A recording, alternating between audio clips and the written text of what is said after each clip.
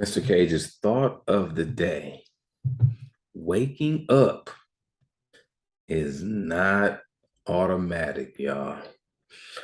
Throughout life, we have been programmed, conditioned, we've settled and assumed that when I get in this bed and close my eyes, I'm going to wake up. I will say to you, that's not true. There are and have been people that have went to sleep and did not physically wake up. And with that being said, we have to live the life that we've been given with a higher sense of urgency. So if I was to remix this title, I will remix this title and say to us that waking up is not guaranteed, in parentheses, time. It can be difficult because we can live this life haphazardly with no sense of urgency. We can get into a routine. We can live it in a mundane way because of the routines that's created over a substantial period of time. But my challenge for us is to think of it from this aspect that you may have had a teacher in a class. So let's just say we built this illustration in a classroom setting. The teacher has one large assignment for us to complete, but that assignment is broken up into segments. And each segment that assignment is broken up to, the teacher gives us 1 minute to finish this segment of the assignment before he goes on to the next.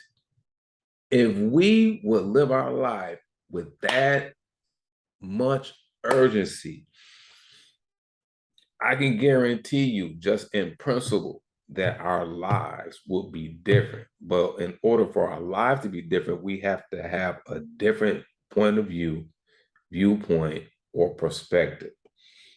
So the teacher has a class. Let's say the class is a 55-minute class, and he is saying, we're going to take some notes. We have 20 slides to go over in a 55-minute period of time. And each slide, I'm going to read the slide and I want you to take notes. I'm going to give you 1 minute.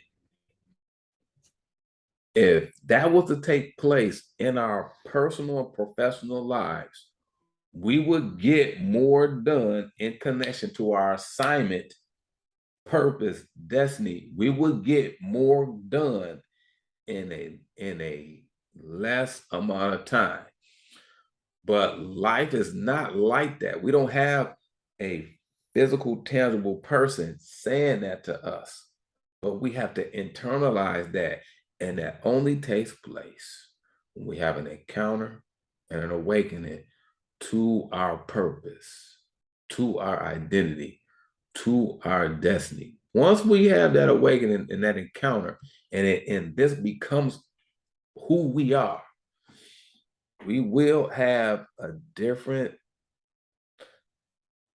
I want to say frequency, but we will have a different degree of urgency. We will make the most of the time we've been given. We will maximize our time. We will maximize our potential. But my challenge for you going into this week, the week after, the month after, put yourself in a mind frame of having one large assignment to complete, and it's been broken up into stages, increments, and each increment is you're given the time to complete it, and it's 1 minute. What occurs with us is that we manage the assignment based on to our understanding of how much time we think we have, not the time that we've been given. So if we position ourselves to think, I've been given this person, I've been given this assignment, I've been given this life. How much time have I been given? Not how much time I want to take. Our sense of urgency would be totally, totally different because the expectation would not come from us. The expectation will come from our purpose. And I'll leave you with this. We never will maximize our full potential based on the expectations that we set. Never. The expectations that help us level up originate from a higher dimension of life, associated with our purpose, why we're here, associated with our destiny, where we're going and where we're growing according to why we've been set here.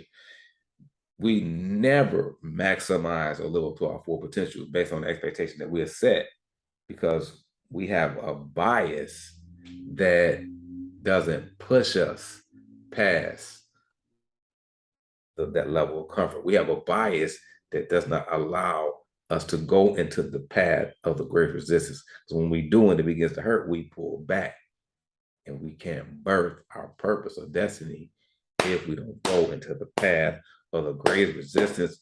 But that expectation is not set by us, it's set for us, but it's not set by us.